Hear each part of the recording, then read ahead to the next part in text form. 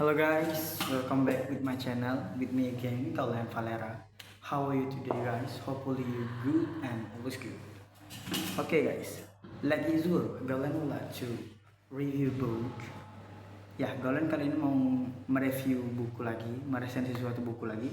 Yang kali ini bukunya itu berasal dari seorang motivator, dari seorang youtuber terkenal dari Jepang. Mungkin kalian udah tahu ya, Bang Jarum Polin Sejabat. Nah, dengan judul buku Mantap Jiwa. Disclaimer dulu, sebenarnya Gaulan tuh udah cari buku aslinya. Gaulan tuh udah baca buku aslinya beberapa minggu yang lalu, tapi sayang banget pas Gaulan cari lagi di library, di perpustakaan maksudnya, itu udah dipinjam orang. Ya udah, kita pakai sementara buat nunjukin covernya aja, tapi Gaulan udah baca kok. Izin Gaulan juga buat lihat catatan. Nah, kalian matiin laptopnya biar kalian percaya gitu. Singkatnya, buku Mantap Jiwa ini adalah buku autobiografi dari Bang Jerome Pauline, autobiografi motivasi gitu, dari seorang Jerome Pauline Sejabat yang kita kenal, yang di buku ini dikenal sebagai kayak seorang yang bekerja keras, rajin, cerdas, yang mendapatkan beasiswa fully funded from the government of Japan, dari beasiswa Mitsui Busan S1. Nah, Gaule tuh sebenarnya memang suka nih sama video-video Jerome Pauline gitu kan, Nihongo Bantapu. Nah, di si buku ini juga dijelasin gimana sih keseharian Jerome Pauline itu sebagai anak pendidik beasiswa yang ditekan sama kehidupan sosial, ditekan sama susahnya dapat beasiswa, ditekan gimana kerasnya hidup mandiri. Nah, si Jerome Pauline ini juga sering kayak membagikan kisahnya itu di kanal YouTube-nya, yaitu Nihongo Mantapu. Nah, buku ini tuh sebenarnya di awal-awal tuh kita tuh kayak disajiin tentang mimpi anak SD yang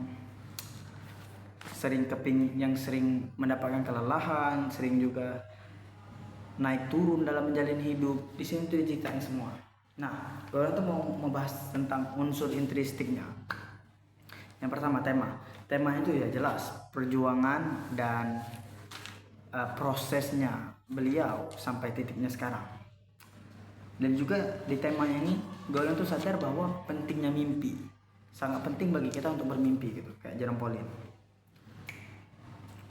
Selanjutnya adalah tokoh dan penokohan. Nah, tokoh dan penokohan itu sendiri di sini di buku ini, kalau Jerome Pauline si tokoh utamanya digambarkan cerdas, selalu bekerja sama, religius. Ya, kita dibelajarkan juga buat kayak percaya dengan Tuhan gitu. Karena semuanya itu tergantung Tuhan juga. Ya, kerja sama tim, menghormati perbedaan, bagaimana caranya menghargai dan berkontribusi untuk negara. Nah, kalau alur ceritanya itu sendiri adalah bersifat campuran. Kok bisa kalian? Kok bisa bersifat campuran? Kan alurnya itu dari awal hingga akhir tuh sejalan. Alurnya maju. Tapi kalian harus tahu juga bahwa beberapa bagian itu menggunakan flashback. Itu berarti alurnya itu campuran. Kadang kita flashback ke masa lalu untuk menguatkan lagi kisah tersebut. Selanjutnya adalah latarnya itu berada di kota Surabaya di Jawa Timur, dimana ketika Jerome Pauline masih sering diangkut, sering juga ngerjain soal di kafe gitu kan, di tahun 2000-an sampai 2019. Nah, kalau sudut pandangnya itu sendiri, sudut pandangnya itu digunakan sudut pandang pertama atau aku gitu, jadi narator. Nah, itu adalah aku atau si penulis itu sendiri. Maksudnya tuh Jerome Pauline. Gaya bahasa yang digunakan Jerome Pauline itu terkesan simple banget, kayak ringan banget buat dibaca. Apalagi anak muda, karena beliau juga kan YouTuber dan juga gen milenial atau Z ya, kayaknya milenial ya, atau Z gitu. Jadi wajar kalau beliau bisa menulis buku dengan bahasa yang sangat-sangat bagus. Maksudnya tuh simple dan mudah dipahami untuk generasi kita, generasi Z. Selanjutnya adalah amanat. Amanat yang disampaikan di sini tuh banyak sebenarnya. Salah satunya itu adalah percaya proses, percaya kepada Tuhan, dan bermimpi itu penting. Itu sih kalau 3 besarnya menurut Dolan. Lanjut lagi ke kekurangan dan kelebihan, advantage and disadvantage. Kalau kelebihannya itu sendiri menurut Dolan, buku ini tuh sangat inspiratif. Kayak buat kalian yang suka banget dan juga kayak pengen kuliah di luar, boarding school, itu tuh penting banget buat baca buku ini, buat motivasi gitu. Yang kedua adalah realistis, karena di sini tuh kayak bener-bener ngalir aja gitu loh, kayak kita dengerin Bang Jarum Polin cerita sebenarnya kalau di buku ini. Baca. Selanjutnya adalah disadvantage atau kekurangannya. Kekurangannya itu yang pertama tuh menurut kalian terlalu simple bahasanya.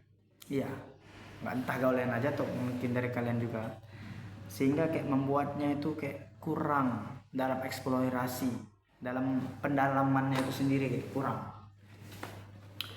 Kita jadi nggak tahu gitu, kok bisa kayak gini bang, gitu kan. Yang selanjutnya adalah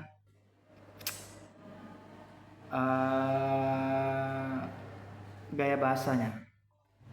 Gaya bahasanya itu simpel, tapi buat pencari sisi akademisnya mungkin bakalan kecewa karena jujur nggak ada. Ada soal-soalnya, tapi kayak misalkan kayak bahasa yang terlalu berat tuh nggak ada. Memang ada sih di cover bukunya kayak buku latihan soal, tapi ternyata buku motivasi gitu. I think that's all from me. Ya, kayaknya itu aja yang bisa kalian sampai hari ini. Sebenarnya banyak sih, tapi maksimalnya cuma 5 menit. Ini aja udah kelebihan nih, tapi nggak apa.